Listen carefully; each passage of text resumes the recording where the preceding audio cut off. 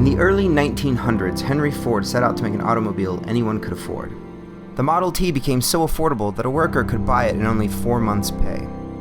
By the 1920s, the market had reached saturation.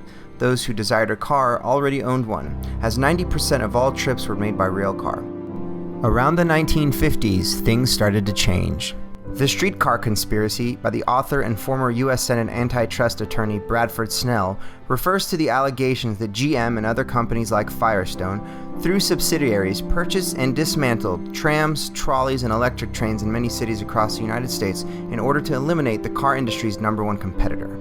Others argue that the fall of public transportation was due to the culmination of other factors such as the Depression, labor unrest, market forces, urban sprawl, and other causes favoring private vehicle ownership.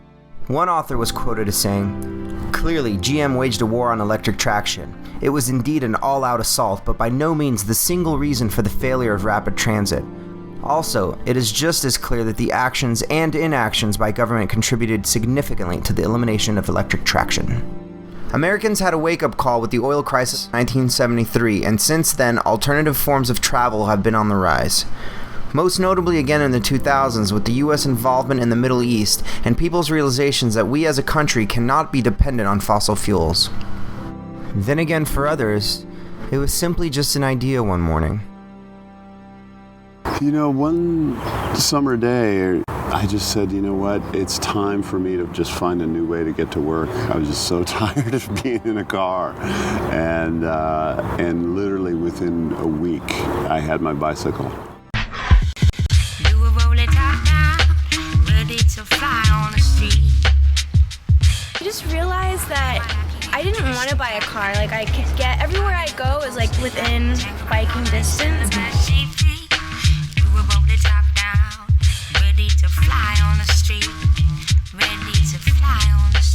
David, let me give you a ride home. No, I'm good. You know, because I'm a walker and I like to explore it. And when you walk and when you take the subway and the metro, you get a chance to connect.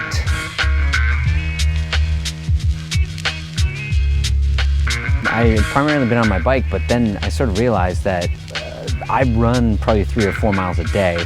I live 3 miles from work, so you know that you can fit it in while you're doing something that you would have to do anyway. You know what I mean? It's sort of like I'm saving time a little bit. And didn't have the money to fix my car, so I started riding bikes, and I found that it's not only as easy in a city like LA where there's so much traffic that you can actually get places often as fast, if not faster, but also that it's incredibly enjoyable. It's a wonderful way to really explore a place and really get to feel a part of it, as opposed to kind of being in your cooped little autonomous bubble. You're really part of the street, part of the urban experience. It could take as long as an hour to get to work in a car. And it usually takes me 45 minutes. I've done it in like 37, which is pretty crazy. I think it was when gas prices got really expensive a couple years ago, and I was saving up money to buy a house. And I said, you know what? I live close enough to our studio or to work, or that it's about 2 miles away. I can take my bike to this. So I started borrowing a friend's bike because I didn't have one at that time of my own, and started doing that. And I got funny looks when I'd come in the studio gates. They think that, you know, actors are supposed to have money. We're supposed to have cars. We're supposed to have nice cars, and they see me in this like secondhand bicycle. And for me, it was sort of like taking the ego out of the commute. I think people have that, especially in Los Angeles. You have to have that kind of car, you know, to have a sort of status. And it taking exactly the same amount of time as it would in my car, and I'm saving gas, and I'm getting to see my city in a different way. It was a no-brainer for me. I'm gonna do this as much as possible.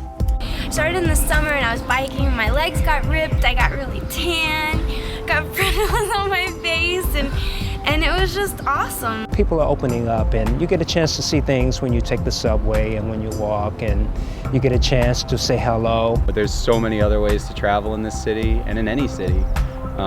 As long as you're moderately healthy and you know you have $100 to spend on a bicycle, or you know, a good pair of shoes. You know, there's plenty of ways to get around, and I think it really kind of behooves everybody to seek them out. My name is Wilson Bethel, and I play Wade on Heart of Dixie. Rich Sickler, First Assistant Director, Motion Pictures and Television. My name's Jennifer Hall, I play Missy on Up All Night. My name is David Anderson, and I'm an actor and dancer. My name is Seamus Dever. I work on the show Castle, and I play Detective Kevin Ryan.